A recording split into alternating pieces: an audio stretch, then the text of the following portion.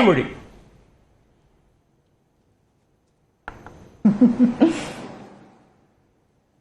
அதாவது நாம பேசக்கூடிய இந்த செய்திகள் எல்லாமே எப்போ மக்கள் போராட்டம் நடத்தினாங்க 2019 பிப்ரவரி மாத தொடக்கத்திலேயே பொள்ளாச்சியில பாதிக்கப்பட்ட அந்த பெண்ணுடைய புகார் ஏற்கப்படவில்லைங்கிற செய்தி கொஞ்சம் கொஞ்சமா வெளியில வந்து அது பத்திரிகைகள்ல வெளியான பிறகு எஃப்ஐஆர் போடுறதுக்கே தாமதம் ஆகுது அப்படிங்கிற சூழல்லாம் வந்து ஒவ்வொரு நாளும் பத்திரிகைகள்ல வந்திருக்கு.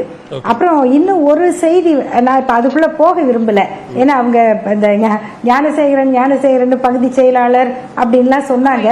நான் பார்த்த ஒரு குறிப்பின்படி அவங்க விநியோகம் செய்த அந்த நோட்டீஸ்ல இருக்கிற ஞானசேகரன்கிறவரு வேற யாரோ இந்த ஞானசேகரன் இல்ல. ஆனா அவர் வந்து அப்படின்னு சொல்லி இந்த இவங்க குறிப்பிடக்கூடிய இந்த ஞானசேகரன்றவர் திமுக அனுதாபி தான், அவர் வந்து கட்சியில பொறுப்புல இல்ல அப்படின்னு அப்பவே அந்த நோட்டீஸ்ல குறிப்பிட்ட ஞானசேகரன்கிறவர் வேற, இந்த ஆள் வேற அப்படிங்கறதெல்லாம் அப்பயே வெளியாகி இருக்கு. ஆனாலும் அவர் வந்து திமுகவில் இருக்கிற முக்கியஸ்தர்களோட போட்டோ எடுத்ததோ நிகழ்ச்சியில கலந்துக்கிட்டதையோ யாரும் மறுக்கவும் முடியாது. ஏன்னா இதெல்லாம் ஆதாரம். இதெல்லாம் எப்படி ஆதாரமோ அதை போல பொள்ளாச்சியில அந்த வழக்குல காவல்துறை கொஞ்சம் கூட சரியான அக்கறையை காட்டாமலும் புகார் கொடுக்க வந்தவங்களை அந்த பொண்ணுடைய அண்ணனை மிரட்டுற அளவுக்கு அந்த குற்றவாளிகளை அனுமதித்தும் அதுக்கு பிறகு இந்த பிரச்சனை பெருசாகும் போது அந்த பெண்ணுடைய பெயரை வெளியிட்டு கடைசியா அந்த வீடியோவை நக்கீரன் கோபால் அவர்கள் வெளியிட்ட பிறகு அவருக்கு மிரட்டல், அவருக்கு வந்து அச்சுறுத்தல், காவல்துறை மூலமாக விசாரணைக்கு கூப்பிட்டு அவ்வளவு டார்ச்சர் பண்ணாங்க அவரை. அப்ப இதெல்லாம் வந்து காவல்துறை தன்னிச்சையாக செய்ததா? காவல்துறை வந்து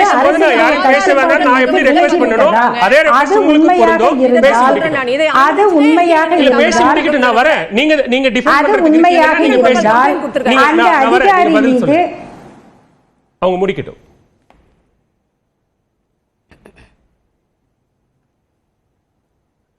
அதாவது இதெல்லாம் வந்து அவங்களும் ஒரு வழக்கறிஞர், ஒரு வாத முறை அப்படின்னு ஒண்ணு இருக்கு. கோர்ட்லயே நம்ம வந்து இப்படி எல்லாம் பேச முடியாது, பேசக்கூடாது. இன்னொருத்தர் அப்படி செஞ்சா கூட அப்ப நான் பேசும்போது நீங்க ஏன் அப்படி கத்துறீங்கன்னு இன்னொருத்தரை நம்ம கேட்கலாம். ஆனா நம்ம அதையே செய்யக்கூடாது. அது வந்து சகோதரி அவங்க கொஞ்சம் புரிஞ்சுக்குவாங்கன்னு நான் நம்புறேன். இன்னொன்னு, நான் வெளியில இருந்து பேசுறேன், அதனால நம்ம கூட பேசினா நீங்க இவ்வளவு நேரம் பேசினதை கேட்டுட்டு தான் நான் இந்த பதில சொல்றேன். ஆகையினால இப்போ இதுக்கு பிறகு வரக்கூடிய விசாரணைகள்ல யார் மேல தப்பு இருக்குன்னு வந்தா கண்டிப்பா அதை நம்ம பேசதான் செய்யணும். யாரும் யாரையும் காப்பாற்ற முடியாது. ஆனால் யாராவது யாரையாவது காப்பாற்ற முயற்சி செய்தால் அதுக்கான ஆதாரங்களை நம்ம கண்ண முடிக்க முடியாது. நான் தான் சொல்றேனே, தேதியோட எத்தனாம் தேதி அவங்க ஜீவோ போட்டாங்க, ஜஸ்டிஸ் கிருபாகரன் அவர்கள் பெஞ்சில் அந்த பெண்ணுடைய பெயர் ஜீவோல குறிப்பிடப்பட்டதுக்காக கண்டனம் தெரிவித்து அவங்களுக்கு இழப்பீடு வழங்கணும் அப்படின்னு உத்தரவு போட்டார் இல்லையா? அப்ப அந்த ஜீவோல கையெழுத்திட்ட அதிகாரி யாரு? அவர் மீது அரசு என்ன நடவடிக்கை எடுத்தது? அரசுக்கு தெரிந்து அவர் பேரை சொன்னாரா, தெரியாம சொன்னாரா? இவ்வளவு பிரச்சனைகள் இருக்கு இல்லையா? அப்ப இந்த பிரச்சனைகள் எல்லாம் எதுவுமே தெரியாது அப்படின்னு சொல்ல முடியாது. ஏனென்றால் அதுல சம்பந்தப்பட்ட குற்றவாளிகள் அண்ணா திராவிட முன்னேற்ற கழகத்துல பொறுப்புல இருந்திருக்காங்க. அதுல அவங்களுக்கு உறவினர்கள் வந்து பவர்ஃபுல்லான போஸ்ட்ல இருந்திருக்காங்க. அவங்களுக்கு எல்லா செல்வாக்கும் ஊர்ல இருக்கு.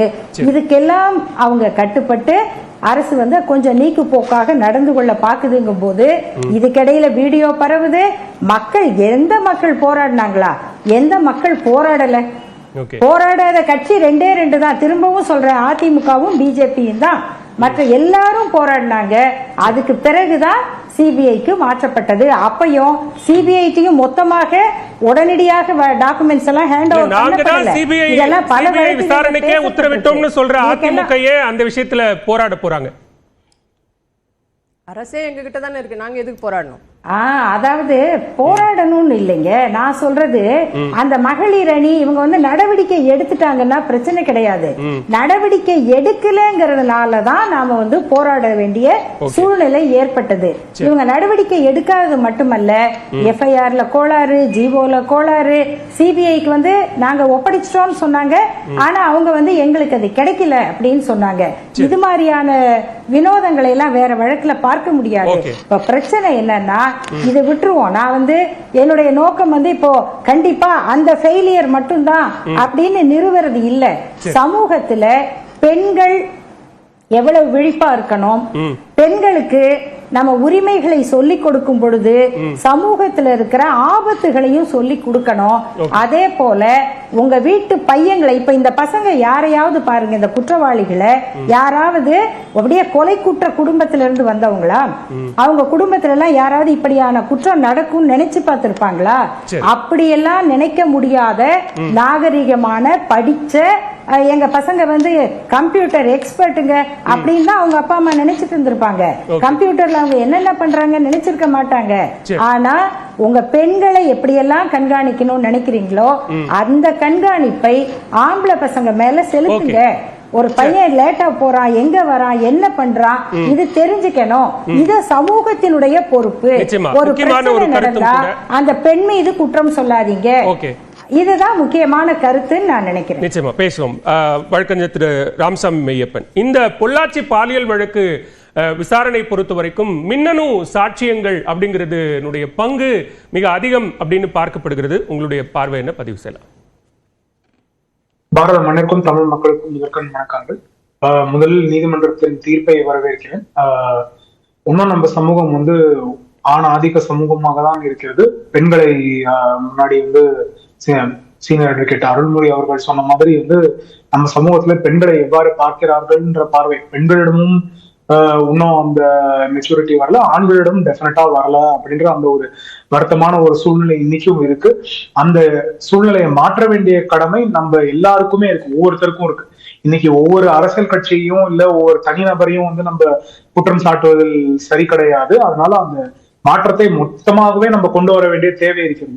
அந்த மாற்றம் அடையிற வரைக்கும் நம்ம வந்து இவங்க மட்டும்தான் பிரச்சனை அப்படின்னு தான் சொல்லிட்டு இருந்தோம், அது தவறு அப்படின்னு பார்க்க வேண்டிய பார்வை என்னோடதாக இருக்கு. ஒன்று. அடுத்தது ரெண்டாவது விஷயம், நீங்க கேட்ட எவிடன்ஸ்க்கு வரதுக்கு முன்னாடி நான் முன்னாடி கேட்டிருந்தது இந்த ஒரு அரசியல் கட்சி இந்த ஒரு அரசியல் கட்சி அப்படின்னாங்க. அதுல ஃபேக்சுவலா என்ன ஒரு பிரச்சனை இருக்கு அப்படின்னா, அதிமுக அந்த ஆட்சி காலத்தில் இவர்கள் வந்து எங்க கட்சிக்காரர், அதனால அது வந்து தவறு கிடையாது அப்படின்ற மாதிரி ஒரு ஸ்டாண்ட் அவங்க எடுக்கல. ஒன்று. இரண்டாவது, அவர்கள் கட்சியை சார்ந்தவர்கள் வந்து இது சரி கிடையாது இல்ல இது சரி அப்படின்ற இரு பார்வையில் வந்து அவர்கள் வந்து மறைந்து கொள்ளல. அந்த தவறை யாரு செய்தாலும் அவர் தண்டிக்கப்பட வேண்டும் அப்படின்னு சொல்லியிருந்தாங்க. எடப்பாடியார் அவர்கள் அதை முன்னாடியே சொல்லியிருந்தாங்க, இன்னைக்கும் அவர்கள் வந்து தண்டிக்கப்பட்டது சரி அப்படின்னு சொல்லியிருக்காங்க. இதற்கு அடுத்தது திமுகல பாத்தீங்க அப்படின்னா, நான் வந்து நடந்த ஒவ்வொரு இதையும் இந்த கிரைம் ரெக்கார்ட்ஸ் எவ்வளவு என்ன அப்படின்ற நம்ம பார்க்க வேண்டிய தேவையில்லை. ஆனா திமுக ஒரு கட்சியாக பார்க்கும்போது அதில் பலர் வந்து இந்த மாதிரி தவறுகளை செய்து வந்து இருக்கிறார்கள். அப்போ வந்து கேள்வி கேட்கறது வந்து அண்ணன் கான்ஸ்டான்டின் போன ப்ரொஃபசர் கான்ஸ்டான்டின் அவர்கள் போல சிலர் வந்து கேள்வி கேட்கறாங்களே தவிர கட்சி மொத்தமா கேட்க தவறிவிடுகிறது.